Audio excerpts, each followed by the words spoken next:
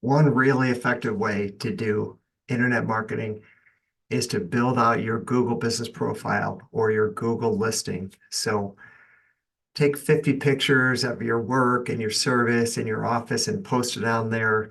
Take all of your services and make services out of them or products inside your Google listing. You could put frequently asked questions inside there and then tie your social media platforms to your Google business profile so that whenever you post on social media, it shows more activity. Another effective way is to blog a lot and write good quality content that's helpful to your customers, and then tie that blog to your Google listing. Those will send signals to your Google listing, and that will show more authority and you will rank higher.